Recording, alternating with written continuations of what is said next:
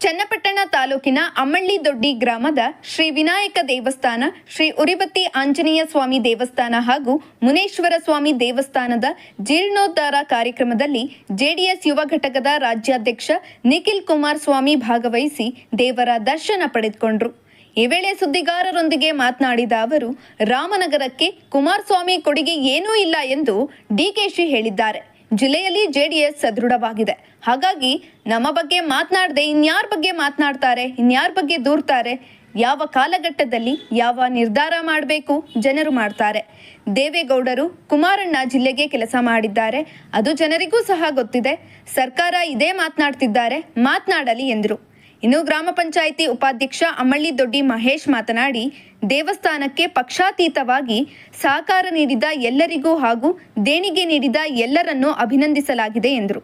ಇನ್ನು ಇದೇ ಸಂದರ್ಭದಲ್ಲಿ ಜೆಡಿಎಸ್ ತಾಲೂಕು ಅಧ್ಯಕ್ಷ ಎಚ್.ಸಿ. ಜಯಮುತ್ತು, ಪಿಎಲ್ಡಿ ಬ್ಯಾಂಕ್ ಅಧ್ಯಕ್ಷ ಗೋವಿಂದಳ್ಳಿ ನಾಗರಾಜು, ಕುಕ್ಕೂರು ದೊಡ್ಡಿ ಜಯರಾಮು, ಇಗ್ಗಲೂರು ಡಿಎಂ ಕುಮಾರ್, ಎಟಿ ರಘು, ಅಮ್ಮಳ್ಳಿ ದೊಡ್ಡಿ ಕೃಷ್ಣಪ್ಪ ಸೇರಿದಂತೆ ಹಲವರು ಹಾಜರಿದ್ದರು. ಇವತ್ತು ನಮ್ಮ ಚನ್ನಪಟ್ಟಣ ತಾಲೂಕಿನ ಅಮ್ಮಳ್ಳಿ ದೊಡ್ಡಿಗೆ ಬಂದಿದ್ದೇವೆ. ಭಗವಂತನ ಆಂಜನೇಯನ ಒಂದು ಆಶೀರ್ವಾದ ಪಡಿತಕ್ಕಂಥದ್ದಕ್ಕೆ ಈ ಭಾಗದ ಗ್ರಾಮಸ್ಥ ಮುಖಂಡರುಗಳು, ಗ್ರಾಮಸ್ಥರು, ತಾಯಂದ್ರುಗಳು ಎಲ್ಲರನ್ನೂ ಭೇಟಿ ಮಾಡ್ತಕ್ಕಂಥ ಒಂದು ಸೌಭಾಗ್ಯ ಸಿಕ್ಕಿದೆ. ಬಂದಿದ್ದೇವೆ, ಭಗವಂತನಲ್ಲಿ ಪ್ರಾರ್ಥನೆಯನ್ನು ಮಾಡಿದ್ದೇವೆ. ವಿಶೇಷವಾಗಿ ದೇಶದಲ್ಲಿ ನಡೀತಾ ಇರ್ತಕ್ಕಂಥ ಕೆಲವೊಂದಷ್ಟು ಘಟನೆಗಳೇನಿದೆ, ಅದರಲ್ಲೂ ಸಾಕಷ್ಟು ಜನ ಯೋಧರು ಇವತ್ತು ಗಡಿಯನ್ನು ಕಾಯ್ತಕ್ಕಂಥ ಮೂಲಕ ಸಾಕಷ್ಟು ಜನ ಯೋಧರುಗಳು ಇವತ್ತು ಏನು ಹುತಾತ್ಮರಾಗಿರ್ತಕ್ಕಂಥದ್ದನ್ನು ಕೂಡ ನಾವು ಕಾಣ್ತಾ ಇದ್ದೇವೆ. ಇವೆಲ್ಲವೂ ಕೂಡ ಅತಿ ಬೇಗದ ಎಲ್ಲ ಶಾಂತಿಯುತವಾದಂಥ ಒಂದು ವಾತಾವರಣ ನಮ್ಮ ದೇಶದಲ್ಲಿ ನಿರ್ಮಿಸಲಿ ಅಂತಕ್ಕಂಥದ್ದು ಆ ಭಗವಂತನಲ್ಲಿ ಪ್ರಾರ್ಥನೆಯನ್ನು ಸಲ್ಲಿಸಿದ್ದೇವೆ. ಈಗ ನಿನ್ನೆ ದಿನ ಕಾಂಗ್ರೆಸ್ನ ಪಕ್ಷ ಯುವ ಕಾಂಗ್ರೆಸ್ಸು ಅಂತಕ್ಕಂಥ ಒಂದು ವೇದಿಕೆಯಲ್ಲಿ ನಿನ್ನೆ ಕಾರ್ಯಕ್ರಮ ಮಾಡ್ಕೊಂಡಿದ್ದಾರೆ.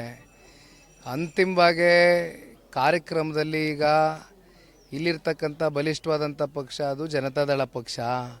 ಜಿಲ್ಲೆನಲ್ಲಿ ಜನತಾದಳ ಪಕ್ಷದ ನಾಯಕರನ್ನ ದೂರದೆ ಹೋದರೆ ಇನ್ಯಾರನ್ನು ದೂರ್ತಾರವರು? ಇನ್ಯಾರ ಬಗ್ಗೆ ಮಾತಾಡ್ತಾರೆ? ಮಾತಾಡಲಿ, ಇವೆಲ್ಲದಕ್ಕೂ ಕಾಲವೇ ಉತ್ತರ ಕೊಡುತ್ತೆ. ಜನ ಯಾವ್ಯಾವ ಕಾಲಘಟ್ಟದಲ್ಲಿ ಯಾವ್ಯಾವ ತೀರ್ಮಾನಗಳು ತಗೊಳ್ಬೇಕು ಅಂತಕ್ಕಂಥದ್ದು ನಿರ್ಧಾರ ಮಾಡ್ತಕ್ಕಂಥ ಎಲ್ಲ ಬುದ್ಧಿಶಕ್ತಿ, ಪ್ರಬುದ್ಧತೆ ಇವತ್ತು ಜಿಲ್ಲೆಯ ಜನತೆಗಿದೆ. ಎಲ್ಲವನ್ನು ಜಿಲ್ಲೆಯ ಜನತೆ ನೋಡಿದ್ದಾರೆ. ಕಳೆದ 30 ವರ್ಷದಿಂದ ಸುದೀರ್ಘವಾಗಿ ದೇವೇಗೌಡರು ಸಾಹೇಬರು, ಕುಮಾರಣ್ಣವರ ಕಾಲಘಟ್ಟದಲ್ಲಿ ಅಧಿಕಾರ ಇರಲಿ ಇಲ್ಲದೆ ಹೋಗಲಿ ಯಾವ ರೀತಿ ನಾವು ನಡ್ಕೊಂಡಿದ್ದೇವೆ ಜನರ ಜೊತೆ ಅಂತಕ್ಕಂಥದ್ದು ಜನರ ಹೃದಯದಲ್ಲಿದೆ.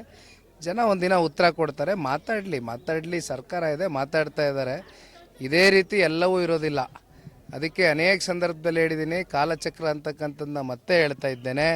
ಇನ್ನು 2 ವರ್ಷ ಇದೆಯಾ, 3 ವರ್ಷ ಇದೆಯಾ, ಮಾಡಲಿ ಅಧಿಕಾರ. ಜನ ಕೊಟ್ಟಿದ್ದಾರಲ್ಲ, ಏನು ಕಮ್ಮಿ ಸೀಟ್ ಕೊಟ್ಟಿದ್ದಾರ ಪಾಪ. ಜಿಲ್ಲೆ ಜನವು ಈಗ 4 ಜನ ಶಾಸಕರನ್ನ ಆಯ್ಕೆ ಮಾಡಿಕೊಟ್ಟಿದ್ದಾರೆ. ನಮ್ಮ ಕಾಲದಲ್ಲಿ ಪಾಪ ಹೌದಪ್ಪ ಅದಾಗಿಲ್ಲ ಇದಾಗಿಲ್ಲ ಅಂತ ನೀವು ಹೇಳ್ತೀರಲ್ಲ, ನಿಮಗೀಗ ಶಕ್ತಿ ಕೊಟ್ಟವರಲ್ಲ, ನಮ್ಮ ಮೇಲೆ ಯಾಕೆ ಗೂಬೆ ಕೂರಿಸ್ತೀರಿ? ನಮ್ಮ ಮೇಲೆ ಯಾಕೆ ಆರೋಪ ಮಾಡ್ತೀರಿ? ಜನ ನಿಮಗೆ 4 ಕ್ಷೇತ್ರದಲ್ಲಿ ಇವತ್ತು ಜಿಲ್ಲೆನಲ್ಲಿ ಸಂಪೂರ್ಣವಾದಂಥ ನಿಮ್ಗೆ ಶಕ್ತಿ ತುಂಬಿಸಿದ ಮೇಲೆ ನೀವು ಇನ್ನೊಂದು 3 ವರ್ಷದಲ್ಲಿ ಅದೇನು ಕಡ್ದು ದಬ್ಬಾಗ್ತೀರಿ ಜಿಲ್ಲೆ ಜನತೆಗೆ ಅಂತಕ್ಕಂಥದ್ದು ನೀವು ಉತ್ತರ ಕೊಡಬೇಕು.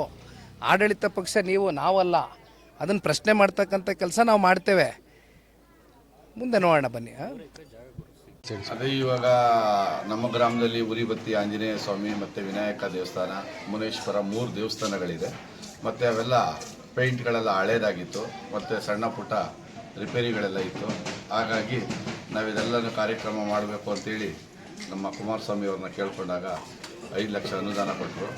ಅನುದಾನ ಇಲ್ಲ, ಅವರ ಸ್ವಂತ ದುಡ್ಡನ್ನು ಕೊಟ್ಟರು. ಮತ್ತು ನಮ್ಮ ಗ್ರಾಮಸ್ಥರು ಕೂಡ ಎಲ್ಲರೂ ಸೇರಿಕೊಂಡು ಅವ್ರು ಕೊಟ್ಟೋದ್ರ ಜೊತೆಗೆ ಇನ್ನೂ ನಮಗೊಂದಷ್ಟು ಬೇಕಾಯಿತು. ಎಲ್ಲ ಗ್ರಾಮದವರನ್ನು ಪಡ್ಕೊಂಡು ಪಕ್ಷಾತೀತವಾಗಿ ಯಾವುದೇ ರಾಜಕೀಯ ರಹಿತವಾಗಿ ನಾವು ಈ ಕಾರ್ಯಕ್ರಮನ ಅಚ್ಚುಕಟ್ಟಾಗಿ ಯಶಸ್ವಿಯಾಗಿ ಮಾಡ್ತಾಯಿದ್ದೀವಿ. ಮತ್ತು ಸಾಯಂಕಾಲ ಒಂದು 2,000 ಜನಕ್ಕೆ ಊಟದ ವ್ಯವಸ್ಥೆಯನ್ನು ಮಾಡಿದ್ದೀವಿ ಅಕ್ಕಪಕ್ಕದ ಊರಿನವ್ರಿಗೆ. ಮತ್ತು ಈ ಕಾರ್ಯಕ್ರಮಕ್ಕೆ ಏನು ದೇಣಿಗೆ ರೂಪದಲ್ಲಿ ಕೊಟ್ಟಿದ್ರಲ್ಲ, ಮತ್ತು ಅವ್ರನ್ನೂ ಕೂಡ ನಾವು ಕರೆದಿ ಸನ್ಮಾನಿಸಬೇಕು ಅಂತ ಗ್ರಾಮಸ್ಥರ ಅಭಿಲಾಷೆಯಿಂದ ಅವ್ರನ್ನೂ ಕೂಡ ನಿಖಿಲ್ ಅವರು ಕೂಡ ನಮ್ಮ ಕರೆಗೆ ಹೋಗ್ಬಿಟ್ಟು, ಗ್ರಾಮದ ಕರೆಗೆ ಹೋಗ್ಬಿಟ್ಟು ಬಂದರು. ಅವರು ಕೂಡ ಭಾಳ ಸಂತೋಷದಿಂದ ಕಾರ್ಯಕ್ರಮವನ್ನು ನೆರವೇರಿಸ್ಕೊಟ್ಟಿದ್ದಾರೆ.